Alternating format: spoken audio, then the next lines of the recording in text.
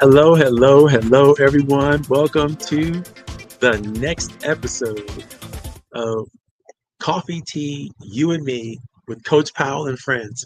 Today's topic is so super special. And for those of you who may have noticed earlier on, I just added today's new topic to our new logo and everything we're going to be working with for the next few weeks. We're going to be talking about all the latest and greatest innovations that are needed for committee leaders and committee participants of all types, whether you're a nonprofit or for-profit organization. We're going to be teaching and training and developing all the new techniques, all the new strategies, everything that you need to know to build vibrant committees, whether you're going to do it face to face in person, or you're going to do it in some kind of hybrid format within your organizations. And that doesn't matter what organization we're talking about, whether it's going to be a community organization or fraternal organization, or even the workplace that you work in and you're working on small teams and small committees. You need to know how to take advantage of all the brand new and exciting efforts that are out there to create these tremendous benefits for belonging and participating in these committees. That's what we're going to be talking about today. So get loaded up with your pencils and your pens ready to get involved and get connected with some of these beautiful and wonderful ideas that I have done some serious research and development on pulling together for you all. In fact, I am constructing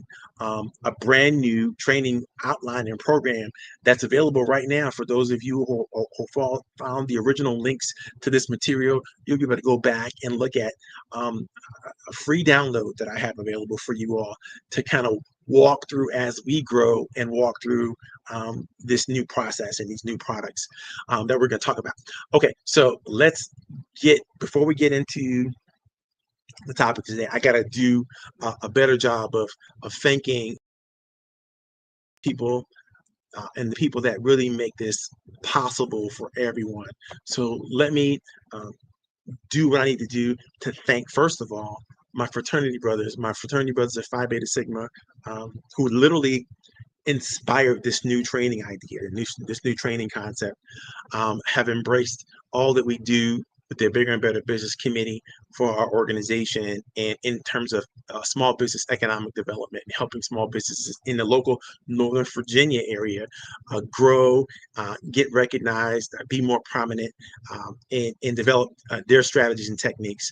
The program is all about that, helping entrepreneurs in business and leadership kind of grow, as well as helping those who are needing to increase their financial literacy, their financial acumen, and get involved with programs and processes that help them really learn how to take advantage of all the economic opportunities that are there for them, either in the workplace, outside of the workplace, in their personal lives, and in their organizations and the world we live in. Having said that, I have other sponsors, great corporations and organizations that are owned and developed by most of my clients.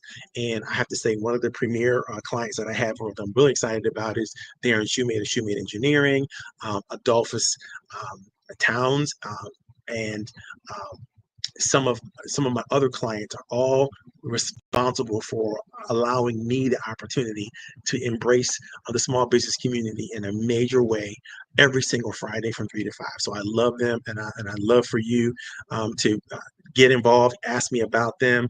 If you have questions about how do you get involved with education, training, technology, engineering, I have clients in all those spaces that can use the benefit of your wisdom, can use your help and aid and assistance, or any questions that they can answer for you, vice versa. You can also grow from. Having said all that, this show and every show that we do is very, very business friendly. I want you all, whoever you are, wherever you're watching from, whether you're watching online, live right now on Facebook, LinkedIn, Instagram, or even Facebook, YouTube. Yeah, that's the other one. If you are watching on live, give us a shout out. Let us know where you're coming from. Let us know where you're watching from. Also, if there's a program or process that you want to offer to people, that you just want some extra push in terms of advertising and promotion, go ahead and put that information in the chat. Put the links to anything and everything you want us to pay attention to in the chat. This is a business friendly environment. I want as much engagement as possible.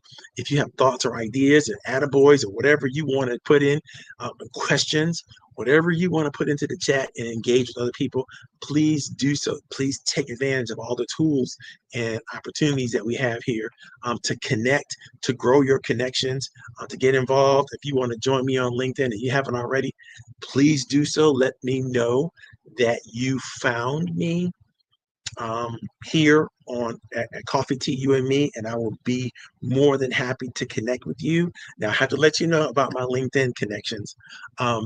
They're not all of people that I personally know.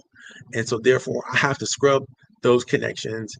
Every year I go through and I ask myself the questions: have you been relevant? Have you been a participant in the communities that I have engaged in? Do I see you posting information and ideas that are relevant? Do I hear you responding?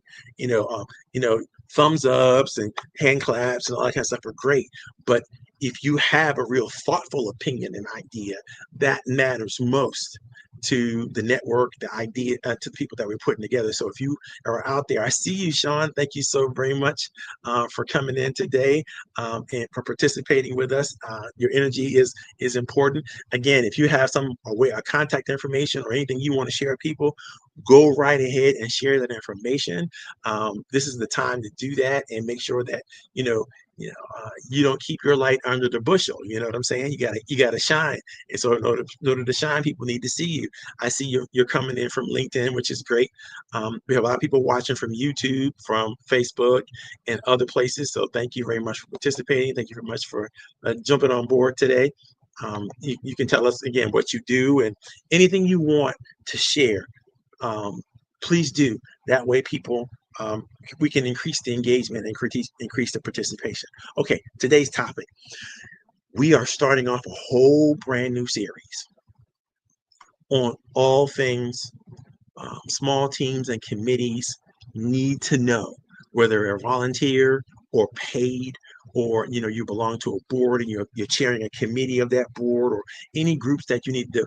Please don't keep this a secret. If you know somebody who needs help, we have developed the definitive training program that can help, especially in today's world. New people take advantage of the new technologies, hybrid spaces, and working with teams across the world, really, even small teams across the world, super well and super collaboratively. This is also a great training opportunity for anyone who wants to be a part of a thriving, active committee in terms of sharing their expertise and their talent in really doing it in a way that's positive and uplifting and helps the communities or churches or nonprofit organizations, really function at the level that they're really supposed to function.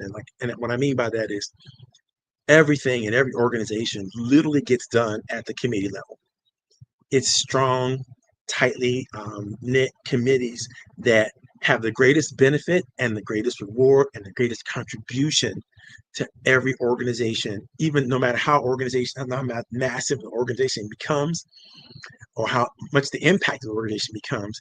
It all boils down to very, very good, well-run, tightly woven committees that pull it all together. Again, it could be volunteer, it could be for-profit. It doesn't matter how you establish these small, exciting, energetic teams. But today, I want to share with you, just today, we're going to talk about the benefits that can be received when small, tight committees are done well. When it's all done well, the benefits to the individuals involved and the communities at large can receive all of these as 8 powerful benefits that we're going to talk to today. But before we get into those benefits, if you've ever participated in any committees,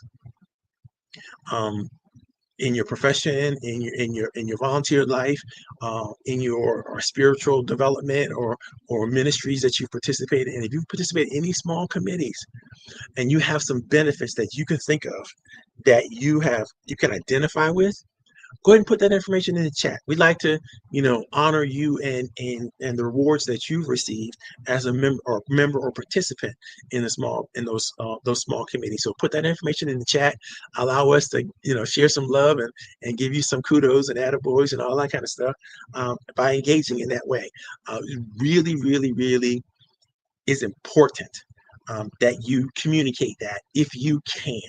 All right. So let's talk about some of the exciting things that you can expect to benefit from when you belong, when you participate, when you engage in small community efforts via committees.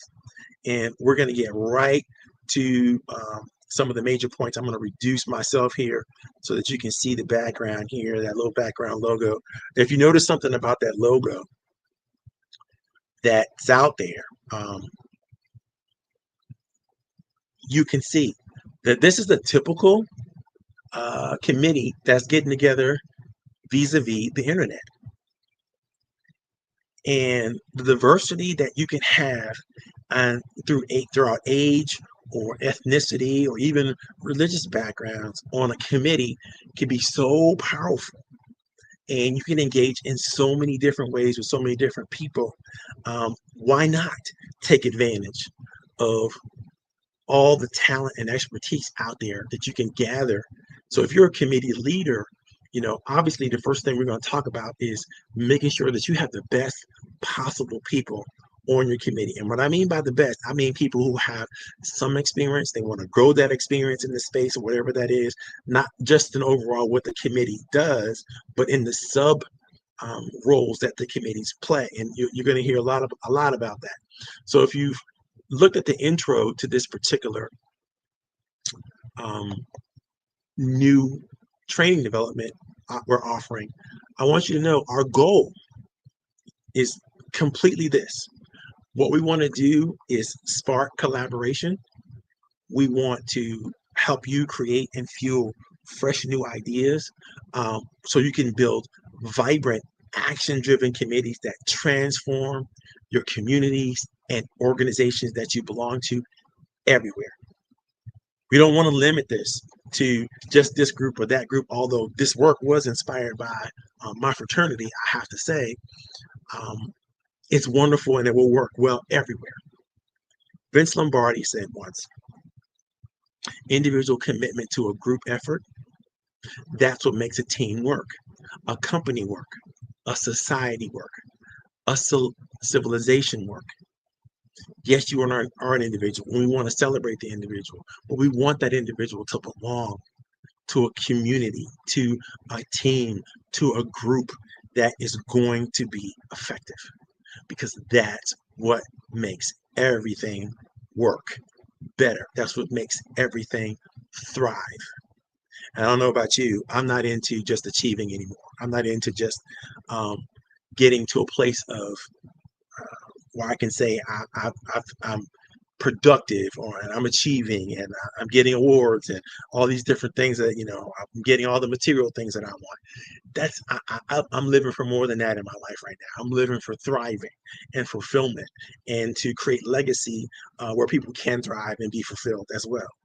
So who should participate in today's training and the training throughout the rest of the weeks that we're dealing with? Well, anybody who is spearheading a small team or commission or wants to spearhead a small team or commission, or anybody who wants to participate in a small team, a board, or any small group organizations, volunteer on committees or whatever they want to do, you want to participate in this. And here's why.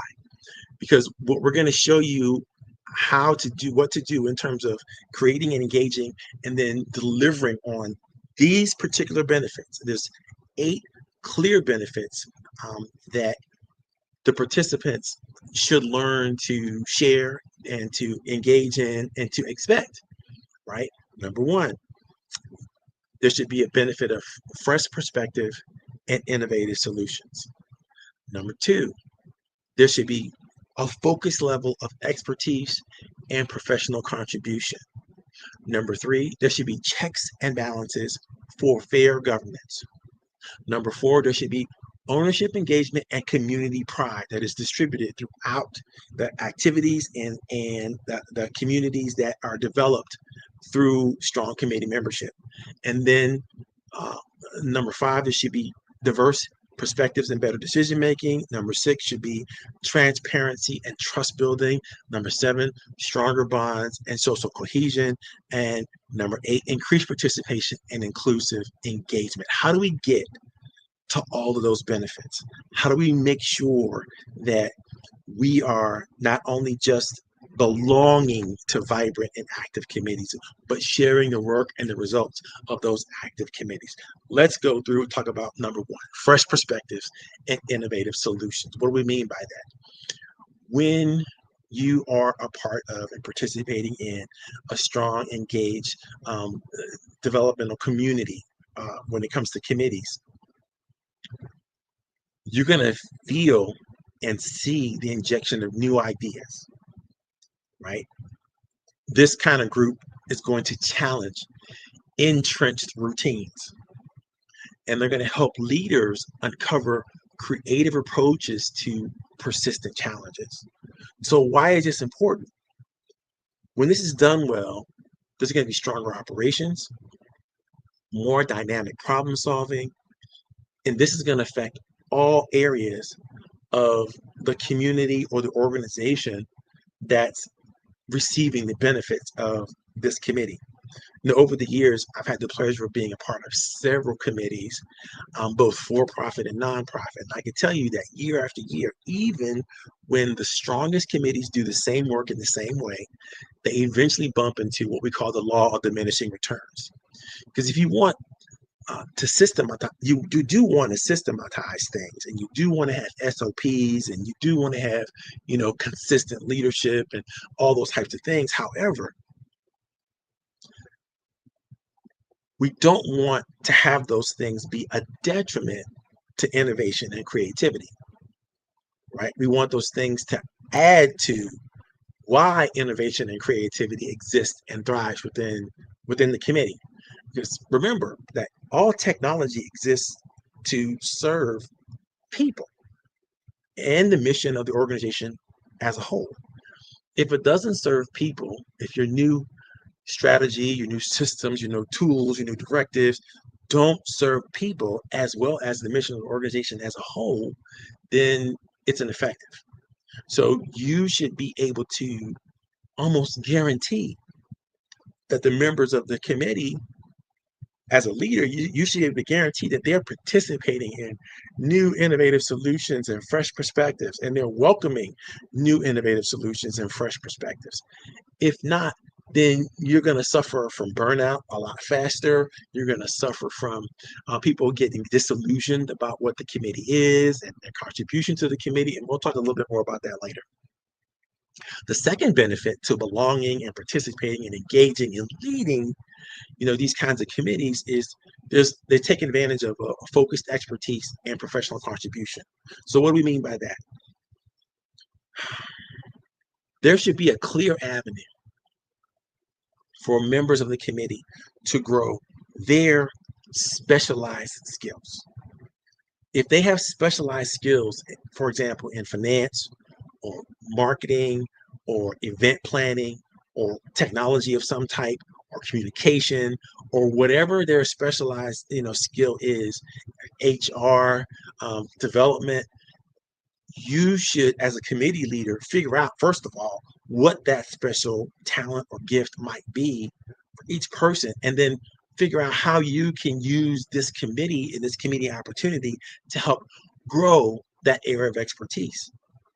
Because, you don't want to just participate in a committee on a community or a committee just to have the sake of participating in a committee. You want to do meaningful work. You want to do things that are relevant, significant, and that are actually going to be useful to your own personal and even professional growth. So to the extent that you can work on projects and high quality projects and use your particular expertise in that project, not necessarily the whole entire project, but just your piece, right? You can have high impact in that work and make sure that that work not only benefits others but also benefits you from getting some real world experience. Let's think about it. When you think about it, shouldn't the work that you do in committees be meaningful, relevant, and significant in some way? Why shouldn't you develop and strengthen your professional skills even as you serve others? Why should your contribution be valued? Why shouldn't, I should say, your contribution be valued at the most appropriate level possible? And committees can do a lot to elevate your speaking, your experiences and your talents and your gifts, whatever those talents and gifts are. But they have to be focused on as a sub purpose of the entire community or committee to elevate the membership, elevate the people that are involved in the committee in a meaningful, positive way. It doesn't do any good for a committee leader to report out to the larger organization or team or chapter or whatever that is and not do a good job of elevating the members of the committee that participated and engaged and did meaningful work and gave meaningful contributions to the effort. Number 3, checks and balances for fair governance. This is super, super important. And it may not seem to be, and I know a lot of us participate in organizations and have participated in organizations that are largely broken for a lot of different reasons. And we don't have an example or whatever about how this works. But let me tell you, give me a sneaky peek in a viewpoint of what happens when people get it right. Committees get to independently review certain aspects of the organizations, and they get to make recommendations and offer oversight, even as they serve their essential function, whatever it is. And this becomes an essential check on executive decision making. So when the board decides to do blah, blah, blah, blah, blah, and they shift it down to now the committee to do the work on it, the committee gets to give active, real-time feedback into the mechanism of sort of where the board may make executive decisions that come down through legislative or changes to constitutional amendments and different things like that within the organization's documented policies and processes, right?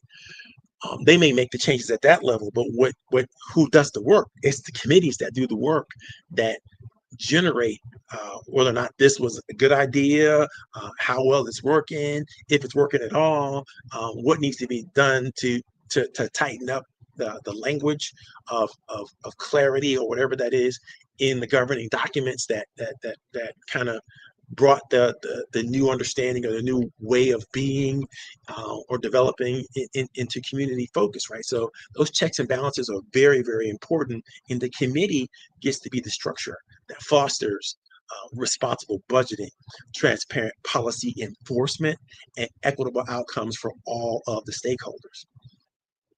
I'm always leery of participating in committees or small teams that don't have adequate reporting structures and don't clearly show how their work aligns with the overall strategic mission of the organization.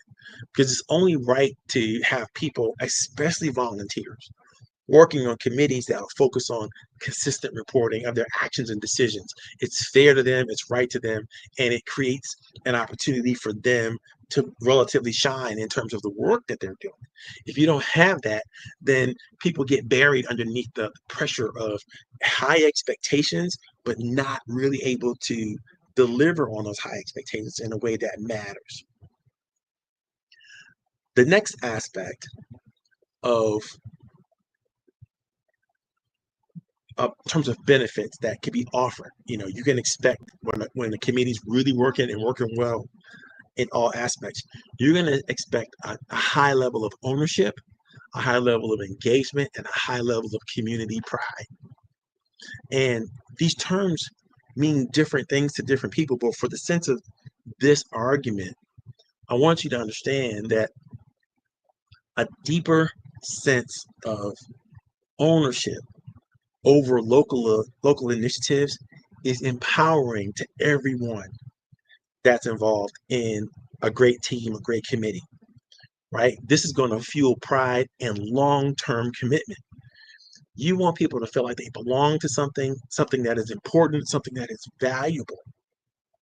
If that's the case, then they're going to engage in the programs that are out there. You're going to have much more successful fundraisers.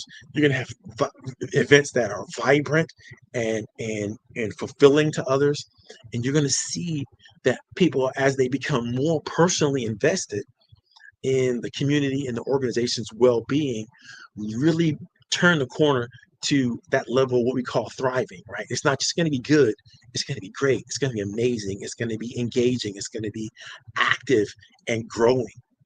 You want to see members actively engaged and participating at every level of the group, the team, the chapter, whatever it is you have. You want to prepare them to take on higher and higher roles within the organizations at large. And it's great to see people move from, they're working with a local level group of organization. It could be a union or a fraternal organization or a community service organization or even a church. You want to see them working well at the local level, but then you want to see them grow into now that they've done so well in the community level, at the committee level, in the smaller groups. You want to see them now grow into regional, national exposure, maybe sometimes even international exposure, depending on the type of organization that they're working within. Because when that happens, that growth is palpable. Everybody feels that. Everybody goes, oh, I remember when so and so was just a participant in this committee, and now look at them, they're the regional director, or they're the national level, or the national level of leadership. And it's so much more pride that goes into belonging to chapters or groups or small teams that have elevated members to higher and higher roles within the organization that everybody loves, right? So super important to try to offer those opportunities and be respectful of those opportunities within the committee work that they do. You're going to see that happen. If you stick around with any group or team long enough, you're going to see people grow because they learned at the committee level how to do something, or how to really elevate something in the roles that they were able to do. They can turn that into their professional lives or back into the organization. It's all growth and development. The fifth thing that occurs, or fifth benefit, I should say, that occurs within groups, high-level committees that are working well, is they benefit from diverse perspectives and better decisions. Now, diversity gets a short shrift in many organizations, in many places, because people feel like it's much easier to work with people who think the same, believe the same, come from the same background and privilege, or whatever that is. And that's very, very important to recognize that committees should be composed of members and active participants in the organization from various ages and background. You want the richest tapestry of viewpoints that you can get to come to the table.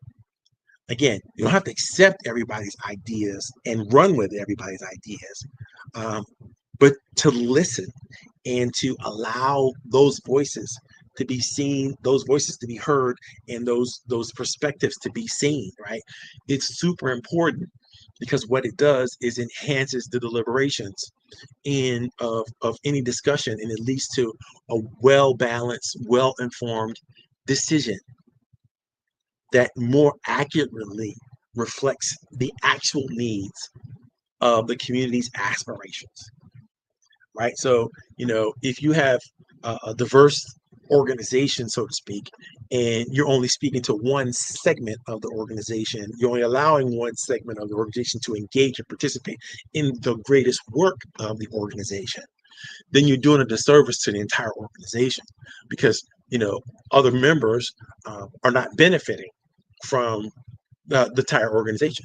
And so that is very, very important that you get that diversity going in making sure that everybody has some say so, and everybody has some work that could be done. When all of your committee members think and act the same way, because they have such similar backgrounds, education, and experience, it's really hard to unify behind. It's like I say differently. It's actually really easy to unify behind a rationalized, really bad decision because you all pretty much agree and think about things the same way. And so organizations suffer inordinately when they don't welcome and respect diversity and all that it offers. They accept and rise to the challenges of communications when that's working for the greater good of others, and they seek to get better and better as years pass instead of going backwards and trying to make the organization great again. They're looking forward to making the organization greater and greater in the future instead of, reclaiming a past level of greatness, right? Because the past is the past. It's gone. And you can't get it back. You just can't. There's no way to go backwards in time and recapture the same moments with the same people and blah, blah, blah. That's just an old stodgy organization that can't grow anymore. The sixth level, we might not get through everything today. We might have to go to next week. But the sixth level of benefit that should happen is clear transparency and trust building, right? When you involved volunteers early in the planning, the oversight, and the execution of any committee work that's being done, you demystify organizational processes and build trust between leaders and the broader membership. Now, again, I've seen committees try to select the people that they like and they trust and they've always worked with in the past, and they try to keep those same people on the committees as long as they possibly can because they think it's working. Why change it, right? But if you don't get new people involved, if you don't orient them well in terms of not just what the committee does, but what they specifically can do to enhance the planning, the oversight, and the execution of the committee, they're not going to feel like they belong. They're not going to feel like, this is a useful or meaningful use of their time. But when you do this well, all of a sudden what happens is misunderstanding, misaligned expectations start to disappear.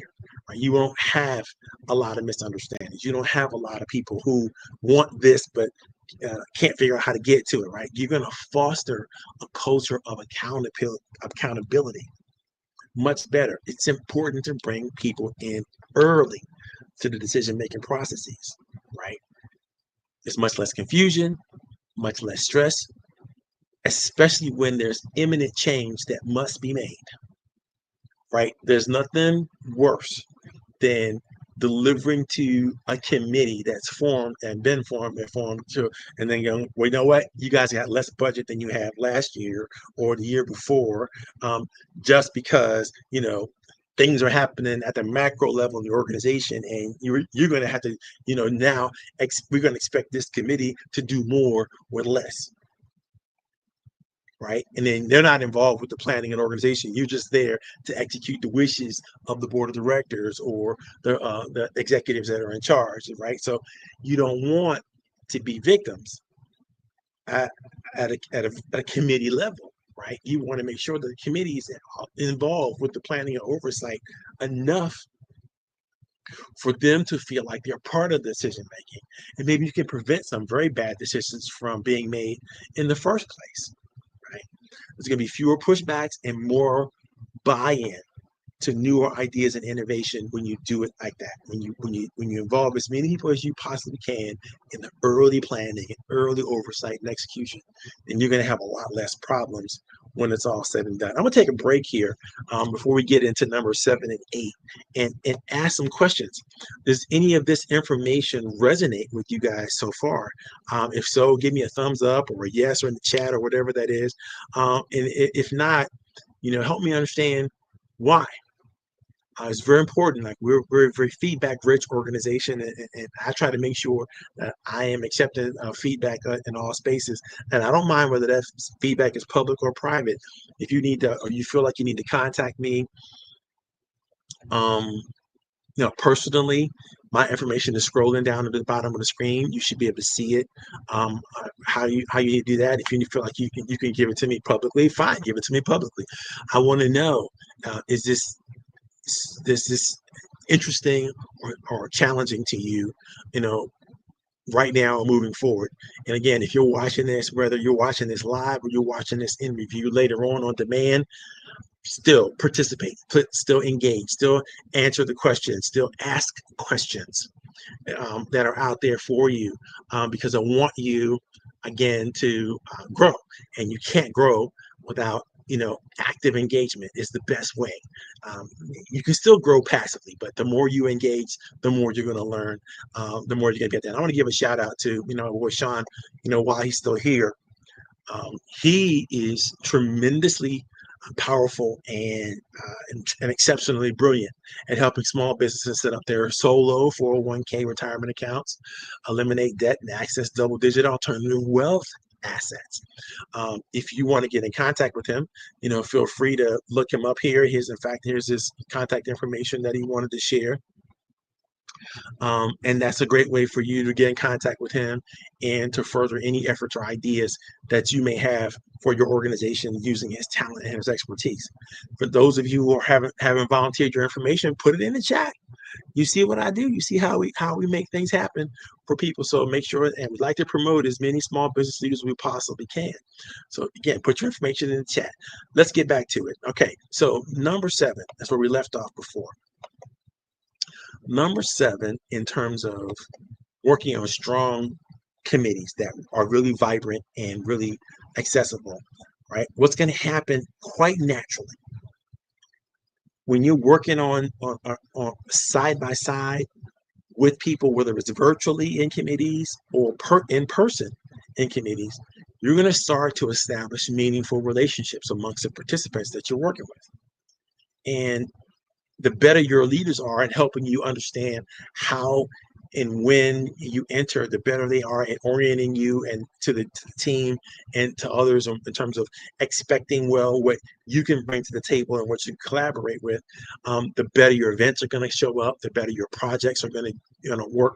They're literally going to transform and help you transform what might be just casual acquaintances into friends. Some of the best friends I have right now, I have met through the work that we've done in various small groups and teams and committees, right? So it's very important. The social fabric of the entire community is responsive to the work that you get to do. Let's face it, don't we all do better when we enjoy the people that we work with? It's much easier to take an interest in others when we are working on meaningful projects that we care about. So let's be on our best social behavior and bring our A game to those that we get to share time with. Don't show up to the committee, with more questions than you have responses to the work that you get to do. I like to always share with my team members that those you take an interest in are more likely to take an interest in you. Again, those that you take an active interest in are more likely to take that same active interest in you, but you have to be willing to give it before you receive it, right? Good committees make space for real socialization to occur, real collaboration, real inclusiveness, real engagement. When you're on a good committee, that's what happens. When you're in a bad committee, there's no space for you to even talk or even breathe, because it's just the work is either too heavy or the expectations of the leadership are so focused on the work that they don't remember, they don't actively understand that people are doing the work. And people, even though they're doing the work, need to have that social outlet and that connection with one another, the opportunity to bond. If they don't have that opportunity to bond, then there's not going to be really good additives to what we call trust later on. The last benefit that you can expect to have from your engagement and participation in wonderfully run, wonderfully built and developed committees are increased participation and inclusive engagement. That goes without saying that committees provide accessible entry points for everyone who is a member of an organization to get involved, right? And even those that are unable to serve in full-time active leadership roles can serve in the committee work, because committee work is usually project work. We're going to work on this project from this time to that time. We're going to finish that project, whether that's an event, a program of some type of thing. And people are, are going to love offering um, the variety of roles and responsibilities. And because committees literally empower more individuals to contribute their time and talents, and ensures that every voice can be heard and every heartbeat can be felt. Super, super, super important stuff. Now, next week, we're going to get into some major stories of three different individuals, Ann, Tom, and Emily, and how they, uh, each in their own right, have participating in brilliantly growing committees, and how those opportunities kind of worked out for them. And then we're going to get into some core functional ideas of how hybrid committees should work and some models. And we're going to use some industry specific techniques and concepts. And I'm going to try to do the best I can to make sure you understand. But make sure that, again, if I say anything that's over your head that you don't understand, feel free to ask the question. I love that. Don't let, you know, anything get in the way of your understanding. And usually what gets in the way of your understanding is your refusal to ask the question as it comes up. So feel free to do that in the chat. Feel free to do that. Call me, text me, or join me on my website. Whatever you want to do, that creates that opportunity for you. We want to make sure we're there for you and responsive to you. Okay, guys, it's about 43 minutes in. I think that's a good enough time level. We should call it a quits for today. Again, if you have any questions or any comments, if you're looking for a great coach,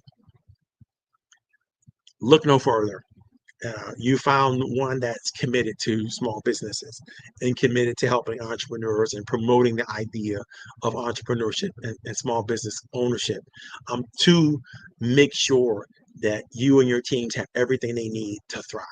So if you know somebody who's in business, doctors, lawyers, financial advisors, mortgage producers, real estate professionals, anybody who's a professional service provider could use this experience, feel free to share with them. Feel free to share me with them. I'd love to meet new people. I love to engage with new people. And as I'm building a stronger and stronger network, what literally happens is people that I engage with, they get the advantage of participating and actively enjoying that network. And so when you need, expertise to come to the rescue for fundraising or training or development or, legal, whatever it is that you need for your business, I got people lined up ready to serve and ready to get involved and ready to get engaged, some for free, some for profit. So you have to, really, really be good at belonging to the communities that we create. God bless you. I hope you have a wonderful weekend. I know I'm planning to have a wonderful weekend. This is like one of the rare weekends during the summer where my wife and I don't have a whole lot to do. So I'm going to rest and recover, and come back stronger and better and faster than ever. Again, God bless you guys. You have a wonderful weekend. I'm out of here. This is Coach Powell Training Development signing off. And you again, be blessed.